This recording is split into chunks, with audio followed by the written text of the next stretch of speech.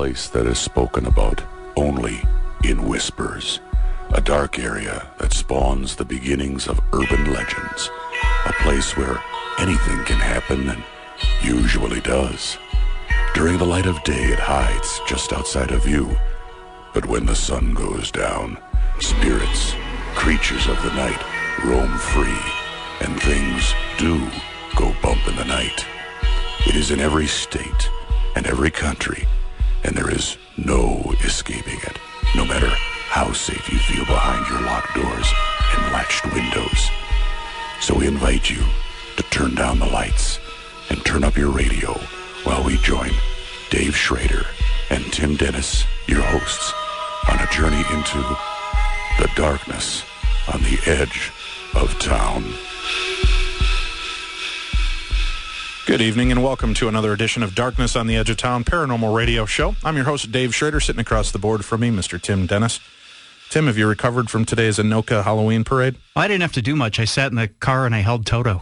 And people thought you were Joe the Plumber. They did. It was great. We were cruising down Main Street, and this lady looks in the truck and goes, "Hey, there's Joe the Plumber." And I was like, Darkness Radio, 9 to midnight, Saturdays and Sundays. Yeah, how queer. They really did think you were Joe the Plumber. They did. That wasn't the only lady either. There were a few down the parade route who thought I was Joe the Plumber. I brought my dog, Toto. Uh-huh. Toto was dressed as underdog. Oh, yeah. And making many children happy. Mm-hmm. And then the powers to be, I got to apologize up front, Tim, because we've scarred countless numbers of children today. That's true.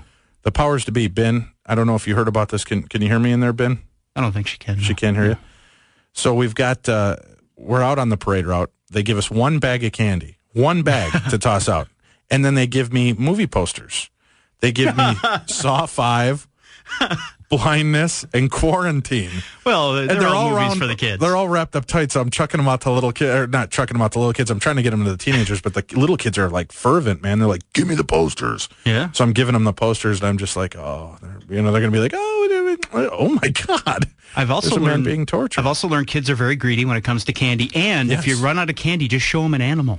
They're mesmerized. Yes, they don't care about okay candy with anymore. that. Yeah. Yes. See, it worked much better than when you tried to take your shirt off. I said, no, Tim, that's inappropriate. I'm a furry animal. You are a bit of a furry animal. Won't they be mesmerized and stop man, in their tracks? I'm excited about tonight's show, Tim. You know I'm a big UFO fan, big buff, love all this stuff, and I'm really excited because in our second hour and third hour, we're going to be joined by Jesse Marcel Jr., and he's going to be telling us about the Roswell Legacy. It's a book that he's written about his father, Major Jesse Marcel, the intelligence officer for the 509th Bomber Group. He was also the first military officer to reach the scene of the most famous and enduring UFO event in recorded history of mankind. His father was the first one on the scene for the Roswell case, Tim.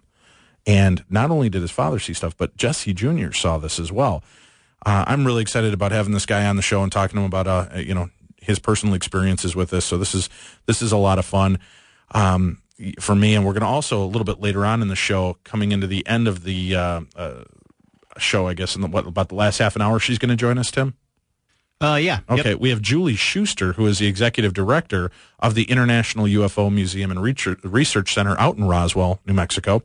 And her father was actually the guy that had to give our first original press release stating that we've got a downed UFO, a downed flying saucer. And she's going to come on and talk to us a little bit about that and spend some time. So it's a great show. I'm really looking forward to it. But we got something kind of exciting and a little different to kick off the show this evening, Tim. Yes, we do. Normally, we go to the lovely Nicole Remini, and she does a movie review for us. But Nicole is off tonight. She is at a retreat with her family and having a good time, so we wish her a lot of fun and luck with that. We hope she comes back safe and sound. We'll have her back on the show with us live in studio next week. So we've got that going on. But to do the movie reviews, we can't be remiss. We want to keep our movie reviews in place. Right. Well, this last week, I was out at the Minneapolis Indie Horror Convention, where they showed some of the original horror movies. And remember, I told you they did shorts by, the Furry Monster Kids or crap. I don't remember the rest of the little characters, but there was one from Transylvania TV. Furry Monster and crap. Yeah, I don't know. Yeah. They were actually pretty good. One was those little teddy scares. Okay. They made a cartoon for teddy scares, and they made Zombie Tofu, which is a zombie who only eats tofu. I love zombie tofu. Yeah, I know they were cute little deals, but then up comes an amazing show. I was thrilled to see this thing pop up because, I'm a big fan of the Muppets and characters like that. And, and up comes this great show from Transylvania that we got an opportunity to see. And when I saw this and I met these characters on the screen, I said, I got to have them on our show, Tim. We got to reach out to them. So I made a call to Transylvania. And can you believe it? These guys happen to be coming into Minnesota, and they were willing to come into the studio live to be with us tonight. And they're not even jet lagged. They're not. It's amazing. You'd think they would be, but they're not.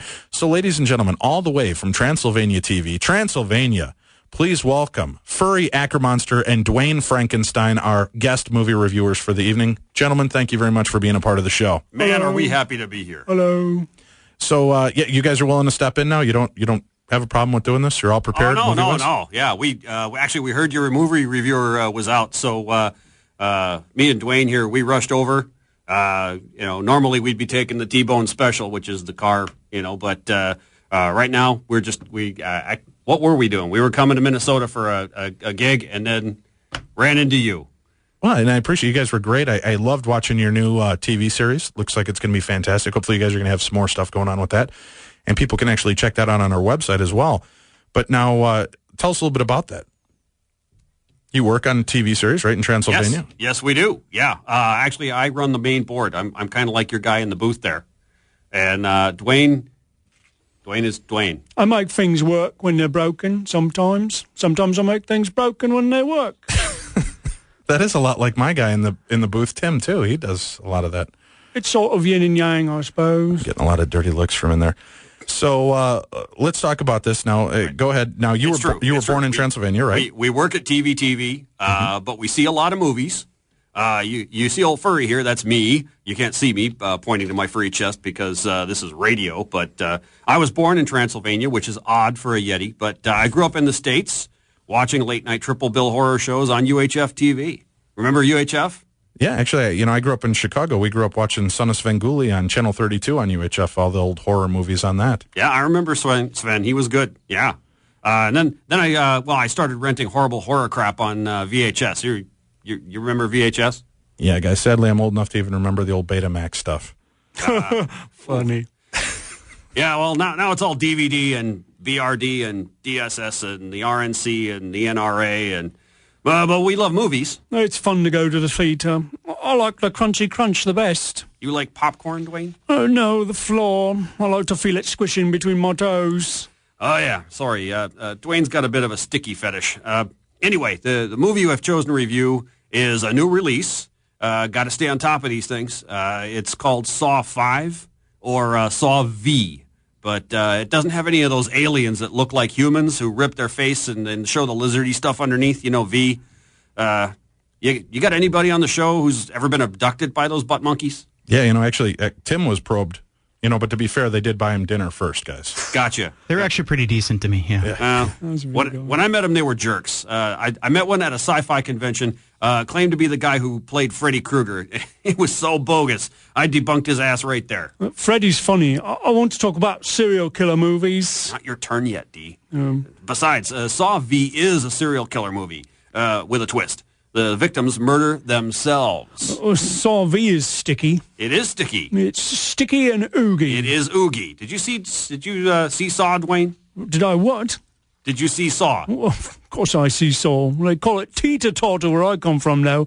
They go up and down and up and down. Sometimes I like to choose a very small girl to put her on the other side and sort of pop her up to a bedroom window. I'm not going there, Duane, and neither should you. Saw V. It's about a psychotic puppet, right? Well, now, we at Transylvania Television relate to that character pretty well, actually. Yeah, anyway, he basically kills people with irony. Like a murderous Jerry Seinfeld. Yeah, kind of. Except these people's heads blow up and stuff. And some guy gets cut in half, and there's one guy who has to eat his own brain, and then there's kittens, and... No, that doesn't sound very plausible. Okay, I admit it. I didn't see Saw 5. But I did see Saw 2 once. Yeah, we saw that. It sucked. The theater was nice and sticky, though. So, having missed 5, but seen 2, let's see, do the math to Saw 5, probably sucks 2.5 times as bad. What did you see, Duane? Well, I saw the most terrifying movie of the year on telly. I didn't catch the beginning. I think it was Gidget Goes to Nuremberg rally. You see, there was this nice lady. She had to speak in front of a political rally. She was a sweetheart, sort of a beauty queen, and she talked about her cousin Joey Sixpack. That doesn't sound right, Duane. Isn't that Sarah Palin, maybe you guys are? Well, laugh if you want, but apparently Gidget's teaming up with the fella from Die Hard, John McClane, so that should be interesting. Guys, don't tell him. Okay. Just as well to keep him sheltered. He'll have nightmares if we tell him the truth. Hey, Duane, you better stick to the classics. Classic. What's your favorite horror movie? Oh, Bambi. And then? Something maybe a little more Halloween-y? Oh, okay. How about Halloween, starring one of the finest cinematic mass murderers, Michael Myers? You mean that guy from Love Guru? No, I don't think so. Oh, good, because that movie stunk. Well, Mike Myers is actually an actor who's chosen to live a life of anonymity by wearing a William Shatner mask, which ensures he won't be recognized anywhere except a Star Trek convention. He has some wonderful lines in Halloween like... and the perennial classic. Who directed that one, Duane? The film was directed by John Carpenter, a godlike being of the genre cinema, and who, like another godlike being, Jesus, is a carpenter, and could share his monogram robes and towels should Jesus see fit, with DJC and all. Is that what your bracelet means there? This one, yeah. What would John Carpenter do? Now, don't be confused and accidentally rent the Rob Zombie Halloween, which is actually a terrible movie and has absolutely no zombies in it whatsoever. Talk about untruthful advertising. Now, what happens, though, guys, if the video store is completely wiped clean of all the copies of Halloween? But then you got to go deep.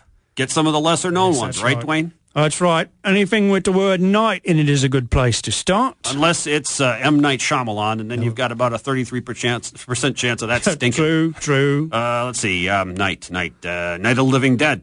Night of the Lepus. That's about bunnies. Hell Night, Prom Night, Silent Night, Deadly Night. Saturday Night Fever. The list goes on. Night at the Opera. Night at the Museum. When I say the list goes on, Duane, I mean the list stops going on. Oh, it's a bit of a contradiction, isn't it? Well, what? Yes, it is. What do you guys say to those people who just don't like horror movies, though? Mostly, what's wrong with you? Yeah, that's wrong. You know, but some people, they're more into, like, the mainstream films with big stars in them, kind of like that Pirates of the Caribbean or something. You want to see Johnny Depp in a movie? First Nightmare on Elm Street. Johnny Depp is in Nightmare on Elm Street? True story. Better believe it. Lots of mainstream actors started off in horror. It's always been that way. Kevin Bacon, Friday the 13th. Rainn Wilson from The Office in House of a Thousand Corpses. Right, not to be confused with House of a Thousand Island Dressing. Very, very sticky. Hey, don't forget to ask them for change for the parking meter. Here we go. Anyway, Renee Zellweger and Matthew McConaughey sound like a romantic comedy? Nope. Return of the Texas Chainsaw Massacre. Well, you guys definitely sound like you know your horror movies. Okay, I admit it. We really didn't get a chance to review any cool new horror movies, but it's not our fault. We're from Transylvania. There's only one movie theater in the whole country, and they're still playing The Straight Story. We did hit up the video store, but their selection was kind of sparse. They only had one video. Yeah, one. It was very weird. Yeah, freaky. I didn't catch the title, but I think it had some kind of... it was like a French black and white student film, something about a chick who fell in a well or something. It was kind of all over the place. Yeah, it's what they say. It has a very poor narrative thread. That's me. Sorry, that's me. Let me get it. Your mobile phone? That's my mobile phone. Hello? Come on, wait. What? Who is this? What? We're on the air. What do you mean we're going to die in 7 days? What? Hey, hang up. Hang up.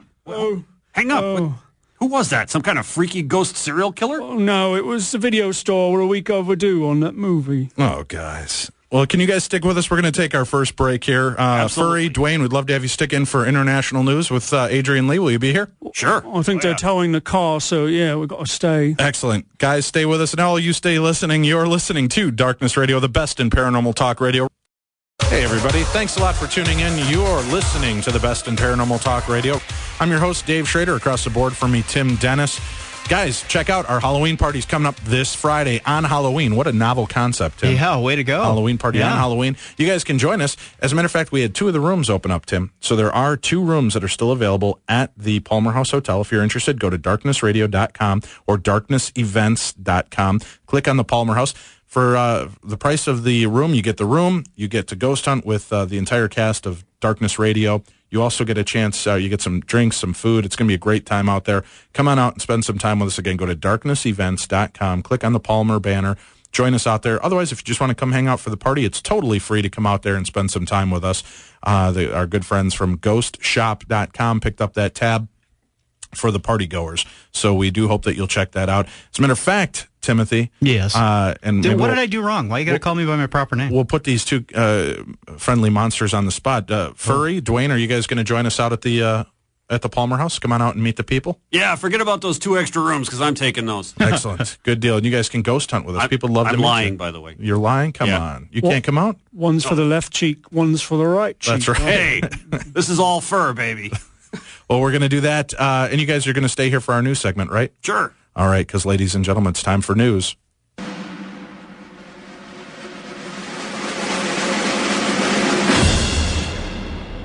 Adrian. Now, with all the weird news from around the world, it's time for the Supernatural Stories of the Strange, International Edition. Live from London, International News Correspondent Adrian Lee. How do you feel about that, Adrian? We've got your own opening now. It's really choked me up. I've got tears rolling down my leg as we speak. They're rolling down your Those leg. aren't tears. But it is weeping. Well, He's got far too much time on his hands. I know he does, doesn't he? We've got some great new intros for people, so it's going to be a lot of fun to be a part of this. Hey, Adrian is in all the way from London, England. Adrian, you're going to be out with us at the Halloween party this coming weekend. Absolutely. That's one real haunted building. I've been there a couple of times doing investigations, and it's extremely active. Should be fun. You were going to go out, actually, tonight after tonight's show to an undisclosed location. I can't mention live on air, but we're going to go ghost hunting, Tim. You, Adrian, and I are going to go ghost hunting with the kids from the KDWB morning show. it's going to be fun. Yeah, we're going to show Kids? them a frightening place. Yeah. You're taking kids? Yes, we're taking children. Ghost hunting? Yeah, it's a little awkward. What are you, shotgun? Yes, exactly. We're going to take them out there, have a little bit of fun, do some ghost hunting and paranormal investigate. It's going to be a good time, so we're going to get into that. Now, Adrian, you've got some good stories for us here? I have. I was just going to thank Tim, actually, for setting a cot up for me and tucking me in to make me feel at home. I mean, normally I'm doing this at 3 a.m, so... yeah, this is nice, huh? I've got to thank him for bringing in the blankets. Yeah. Well, we're all about making you homey, my buddy. You're good to me. I know. Okay, let's start with the usual animal story of drunkenness and access. Excellent. A drunk pony was rescued from a swimming pool after gorging on fermented apples and falling into the water this week. The pony, called Fat Boy, broke into Sarah Penhaligon's garden in Newquay, Cornwall, England, to get the fruit which had fallen from the trees. He ate so many apples that he became confused, which I think is quite a nice phrase. I can imagine saying, "No, officer, it's okay, I'm not drunk, I'm just slightly confused." Penhaligon, 28, said she was woken at around 3 a.m. by the sound of an animal in distress. Is that normal for you, Dave, to be woken at 3 a.m. in the morning by an animal in distress? Yeah, usually, though, if you treat them right and take them out to dinner, they're not that distressed. Excellent. Don't judge me. Okay. She said she looked out of her window to see a large creature in the pool, adding, "When I looked outside, I saw this massive animal in the dark, and I thought it was the beast of Bodmin Moor in my pool." By the way, the beast of Bodmin Moor is a giant black cat that roams the West Country, and you get these glimpses of it occasionally, perhaps a big jaguar or a big cat that's been let loose there. So that's quite a common theme that you see in the West Country. She says, "I was terrified, but when I took a closer look, I realised it was a horse. I didn't have a clue what to do next. Who do you call when there's a horse stuck in your swimming pool?" Now, I don't know what it's like for you over here, but in Britain, rock stars would throw TVs, they would drive Rolls Royces into swimming pools. Is this perhaps a country and western group that have had a few drinks and thrown a horse into a pool? It would seem so. Is that possible? That's going to be a hell of a clog to get out of there, Tim. What do you think? You've never seen my shower drain? Yes, that is true. He is hairy like a Yeti, Harry, as a matter of fact. Well, I find that Drano helps. Does it? Yeah, about 55 gallons. I bet. He's Tim, the only- that's a tip for you. He's the only man when they say, a girl says, "Can I run my hands through your hair?" and he takes his shirt off. Oh, Timothy, What a bump. a stab at you. He loves me. He I knows know. it. He's going to be holding my hand later when we're on this ghost hunt, so Yes. I'm prepared for that. All right, where are we off to next, sir? Okay, we are going to Russia, which we're staying with the theme of libations and all things alcoholic. A Russian man, Dmitry Zurin from Moscow, has invented a talking vodka bottle which encourages drinkers to get in the mood. A teeny microphone in the lid projects a male voice each time the bottle top is removed. The voice encourages drinkers to have another round and even gives them suggestions for the next toast. The battery-operated responses become bawdier, eventually providing drinking songs and laughter. This sounds quite fun until you're about 2/3 of the way through the bottle, and I thought it could actually start saying things like, you've never amounted to anything, you've wasted your life, call yourself a man, you hide your way, you're drinking your life away. And then perhaps as you drain the last few drops from the bottom, it would start saying, you're my best friend, you are, I love you, you're family. At which point a paramedic drags you out of a swimming pool and says, good news, we found traces of blood in your alcohol supply. Excellent. And you're saying, I've never seen that horse before, I'm just confused. So let me get this straight. The bottle is a peer pressure bottle, and it will talk you through. So now, Tim, you don't have to feel bad when you're sitting at home drinking alone because the bottle's there to talk you through it. I know. See? That and the voices in my head, it's I've- like a big party. I find that if you drink enough, the bottle talks to you anyway without electronics. That is true. I've been there, too, in college. Buy yourself a friend at the liquor store. Yeah. Adrian, where are we off to next? Well, to continue our foray into falling into unexpected places, an undertaker in the Czech Republic has had a close brush with death when he fell into a grave and was followed by the coffin. The man was carrying the coffin with colleagues at the cemetery in Stankova when he slipped and fell into the open grave. The coffin weighed 300 pounds and followed him into the grave and landed on his chest, just missing his head. Mourners had to help pull the coffin out of the grave and rescue the man, who was taken to hospital with 3 broken ribs. It is starting to become obvious that cemeteries are very dangerous places. There was a man from Quebec last week who had a gravestone fall on his head. But, you know, I don't think they're in a position where they can actually put a sign on the gates which reads, enter at your own risk.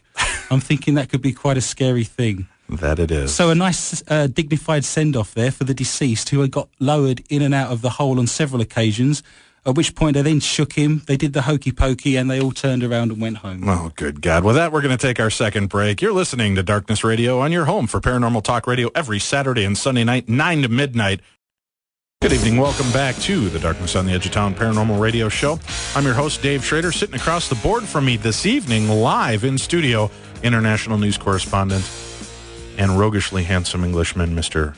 Adrian Lee. Adrian. Yes, sir. Where are we off to next, sir? We are. Let's cross a couple of time zones and a few continents, if I may be so bold. Please.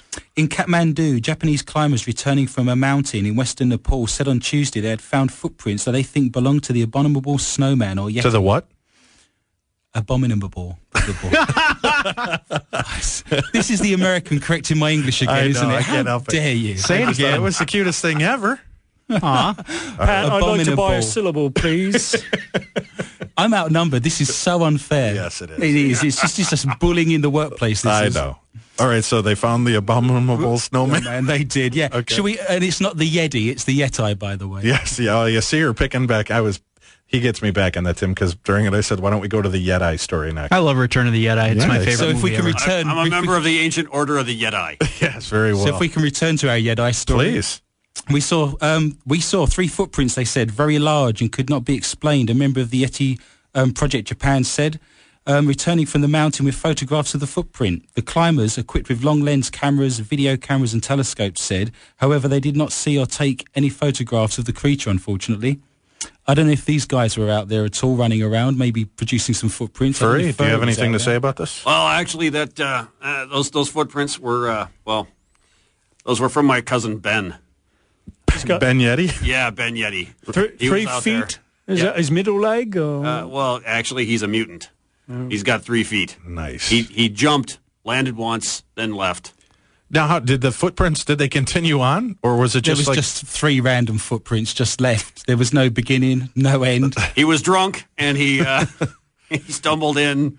You can leap over tall Andes in a single bound, or what? You know what, Ben? I'm not going to defend you anymore. This is I sad. thought Ben Yeti is spaghetti in Cockney rhyming slang, by the way.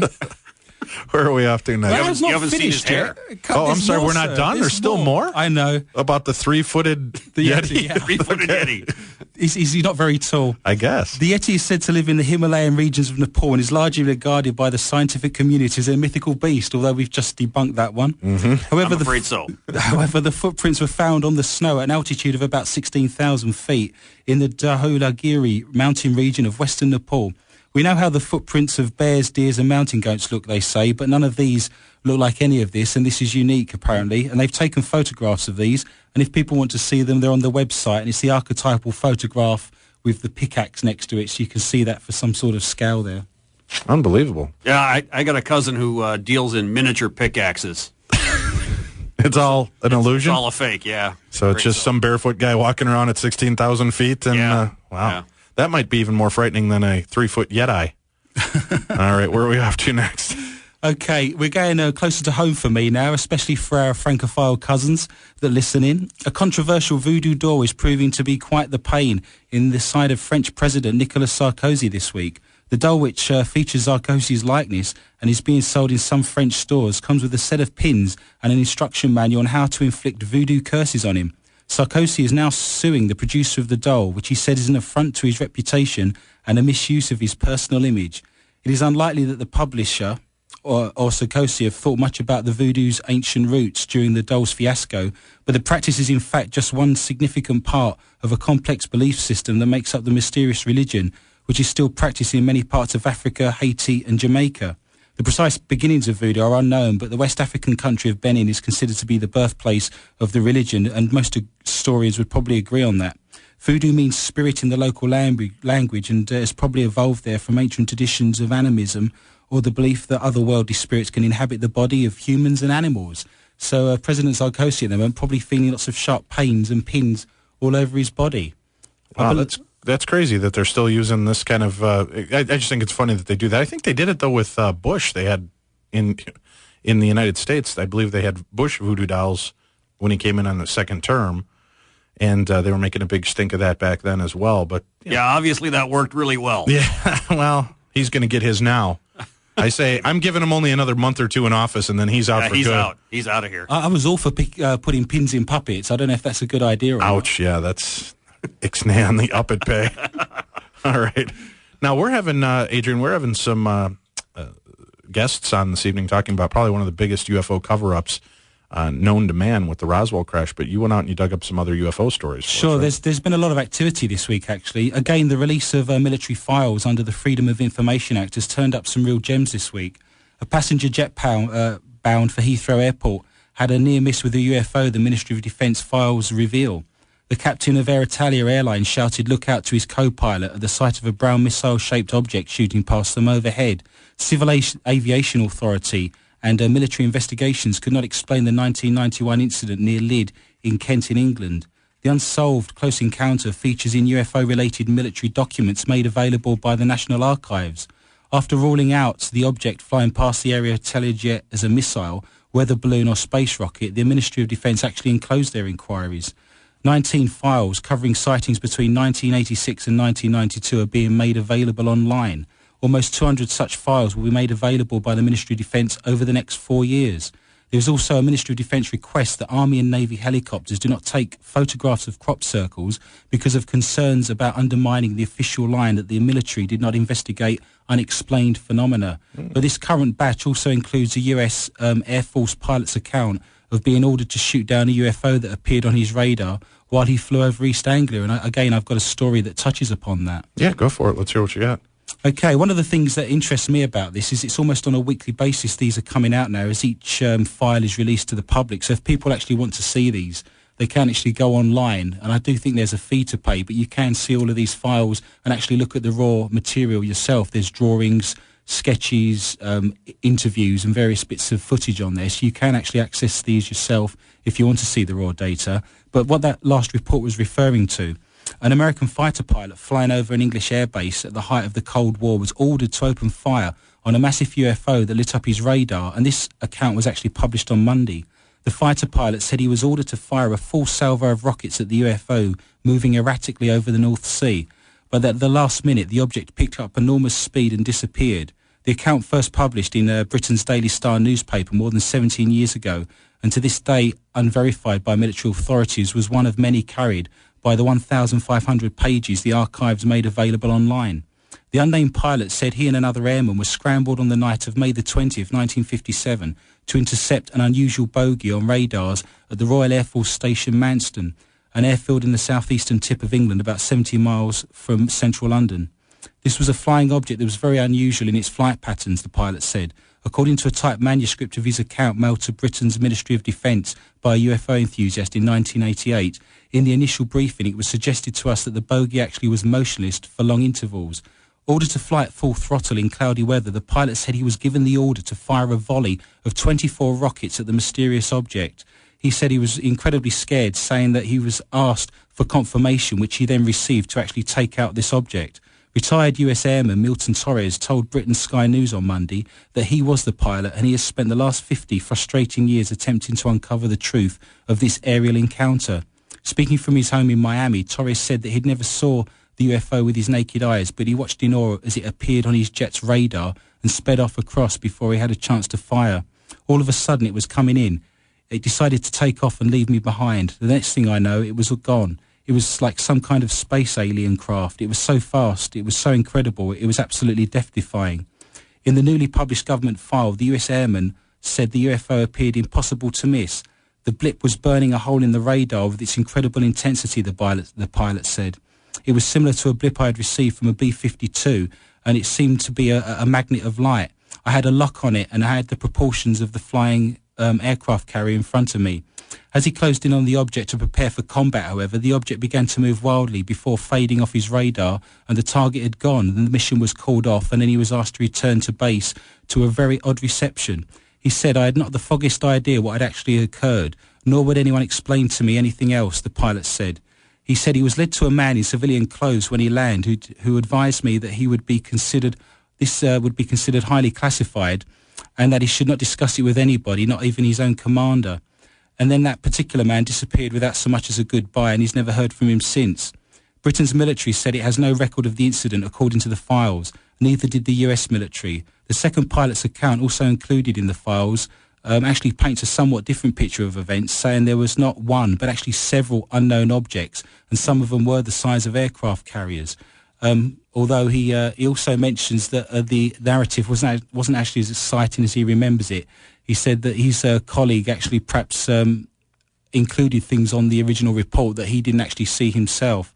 But quite interesting for me that those reports have just been made available, and the American military haven't actually admitted to finding any of this stuff, although the British military, because this happened in Britain, has now recorded these and put these in public view. That's unbelievable that our government is still so tight-lipped. I think France, Canada, and England have now all come forward pretty much with some really compelling evidence that they're willing to share out there. Yeah. And we'll talk to Colonel Marcel here in a few minutes. Jesse Marcel Jr. is going to be our guest after the top of the hour, so stay with us, and we'll be back with more on that. Adrian, thanks for coming in and spending time with us during the show here. You're going to stay and hang out for the ghost hunt tonight, I right? will certainly stay with you for the ghost hunt. It's always a pleasure, sir. Great. Well, thank you, sir. And we're going to be back with more, and we're going to talk to Furry and Duane right after this. Good evening. Welcome back to Darkness on the Edge of Town Paranormal Radio Show. It's been an interesting evening, Tim, having our favorite Brit in the studio with us. Are you talking about the dude from Transylvania? No, the other Brit. The real Brit, you know. But we've also had in studio with us this evening Furry, Ackermonster, and Duane Frankenstein. Guys, thanks again for being here with us this evening. Oh, completely. It's been great. Now, hey, I got something real quick though. Yeah, please. I have interesting information about UFO cover-ups. Please. I can tell you all about them. Okay. Well, Duane makes them. He knits them out of yak fur. It's time consuming, but once you get the saucer shape down, it's sort of like an enormous tea cozy, and you just sort of knit it forever. It's not true, really. Not true? Are you teasing us? Furry made it up. That's not good. Well, guys, now you've got your partners that you brought in with you that actually introduced me to you. So let's go ahead and you go ahead and introduce us to those gentlemen that you've brought with, and let's find out a little bit more about Transylvania TV. Well, I'll put my guy on right now. His name's Michael Hegel. Let me get him. Hey, hi, everybody. It's me, Michael. Hey, Michael, thanks for coming in. Thanks. I don't want my guy to come in. He's a butthead. Furry, come on. Oh, gosh.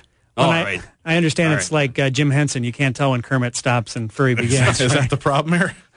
All right, Furry, take a break. We've got in studio with us Michael Hegel and Gordon Smuter. Yep. And they are masterminds behind Transylvania TV. Well, and interestingly, Michael Hegel sounds more like a Muppet than Duane does. Yes, it does. Hegel sounds like a Muppet name. So now, you guys have been working on this program.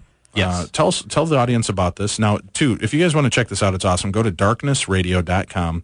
And on our front page, there's a link now to Transylvania TV. You can click there and go in and see their videos, or you can go directly to their site, which is www.transylvania-tv.com. And there you can watch episodes. You guys are doing little webisodes and I hate that term, but yeah. Yeah, I do too, because it makes it sound non-professional. But you guys have a fantastic product that you put out. Thank you. And I really did. I fell in love with it at the Indie Horror Con this weekend. Thank you. Or this week, and when I saw it, and now you have a full half-hour pilot on the site, right? Yeah, we shot a pilot, and it was actually on the air last October. We got it on the air on Channel 23 locally, and looking at our Nielsen numbers, we actually pulled better numbers than the episode of South Park that was on before us. Did you hear that, Tim? So they're in direct competition with yourself. Sacrilege. People actually tuned in after South Park to watch us, and which is actually pretty amazing considering that we registered on the Nielsen's at all. We were on at midnight, and we didn't get in early enough to actually be included in the printed schedule. So everybody who tuned in heard about us from people talking about the show or us at conventions or great word of mouth kind of stuff. So, and that's the half-an-hour episode that's on the site now? Yes, you can see that whole thing on the website. Now, you guys are also doing, like I said, the little episodes for the web. Yes. Continuing adventures of. Yeah. Our little snippets of comedy for...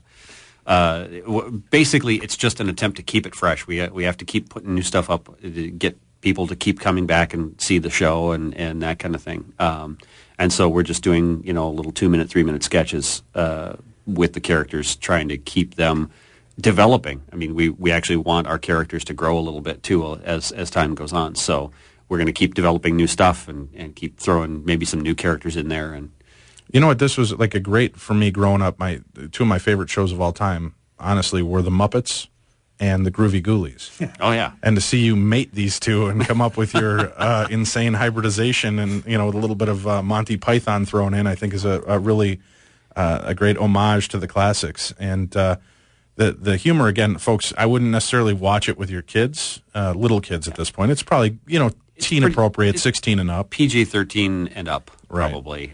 We do have some very confused children who like the show, though. Yes. There might be confused from eating apples. We're not sure. Too many. Well, could be fermented apples. Yeah. Now they've you've got the stuff on there, and how often are you guys putting up new little bits on the site? We're trying for at least 1 or 2 new things a month. Okay. But it's one of those situations where money is money, and we're either working or we're doing the show. And obviously, it's the story I like to tell is that I had to sell off my entire Japanese robot collection to pay for the pilot, and then after that was gone, well, I'm poor now. So that's very Kevin Smith of you. Didn't he sell off all of his comic book collections to do the first Clerks movie? Probably, yeah. So you see, you got to give up a little bit of the passion to get this stuff. Yeah. Now, what are you guys doing? How are you getting help to flesh this out and get us a regular TV series? Well, I got it seen. I got it saw. How do you say that? It has been seen by. It has been seen by the folks at Adult Swim. We were turned down, and now that's out of the way, so we can keep moving. Which I find amazing because they're trolling out crap like Harvey Birdman and Assy McGee and and what's that other one? Now I know you love Harvey Birdman, Tim, but what's that other stupid one with the French fries, the shake, and the meatball? Aqua Teen Hunger Force. Those shows have got to be the biggest waste of television time I've ever seen. Look at Tim's all offended. But it's true. I'm hoping you guys can get picked up on. There's a secondary wave. Maybe you guys will, Well, maybe, and the thing is that they know about us now. So, even if Transylvania Television, I want it to go and that sort of thing. But, if for some reason, unforeseen, that Transylvania Television doesn't go, maybe they'll think, hey, we want to do something with puppets, and they'll come back to us and say, you guys did that puppet thing. Mm-hmm. There's more avenues to fame and fortune than what you might have in your back pocket. So you guys are in it for the love of the game?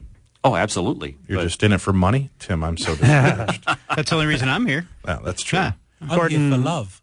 Gordon got a call from Greg the Bunny the other day, literally from Greg the Bunny. Yeah. Really? Yeah. Dan Milano, who does Greg the Bunny, he was very nice. He actually gave me a lot of really good information about what it's like doing a show like that. And we talked for probably about 45 minutes, and then he threatened to sue your ass if the show ever lands on Not here. really, no. He's got a puppet vampire on his thing too, so it's So I don't know, what is it with puppets and vampires? You got Forgetting Sarah Marshall with Puppet Vampire. Oh, yeah? Did the Sesame Street have a Count Dracula? No, the Count. The Count. Oh, yeah. I apologise for my lack of Count knowledge Von on Count. all things American culturally and children-based. Yeah, the Count Von Count, Yes. which gives you a little bit of information about the Muppet people, how deeply they look into their subject matter, because the Count, part of vampire legend is that in order to distract a vampire, you can throw poppy seeds on the ground, and the vampire is compelled to stop and count them all. Right. And obviously they work that into working with the Count, who is compelled to count everything, evidently. Right. Well, guys, I hope that this thing takes off for you and you have a lot of success with it. And again, people can find you and find more of your web episodes on Transylvania hyphen. Okay, Transylvania-TV.com. Yep. Or if that's just too hard for you, folks. Go there now. Exactly. You can also go to darknessradio.com, click on the link on Transylvania TV. You can watch episodes. We've partnered up with these guys because I believe in what they're doing. We want to help support it and get the word out. Let everybody know about this great show. And tell your friends. right. And then if you know people, you got connections, get them to take a look at the show, and let's get this thing on the air. Guys, much love to you, and I hope now are you Thank gonna you, sir. Michael, are you going to come on out to the Halloween party at least? It is a done deal. You're going to be there? Yes, sir. Excellent. And so we'll be there with stuff, I think. So you're going to come out with Duane? Yes, so please join us there at the stuff next week. Great. So at the Palmer House Hotel, Tim, share that. We got a new guest. We're going to have Duane Frankenstein for sure on site with us. Sweet. And he's going to bring Michael Hegel as well. There you go. So you guys, much continued success. Everybody else, stay tuned. We're going to be back talking about the new book, The Roswell Legacy, written by Jesse Marcel Jr. You get all that and more. Stay tuned. You're listening to Darkness Radio.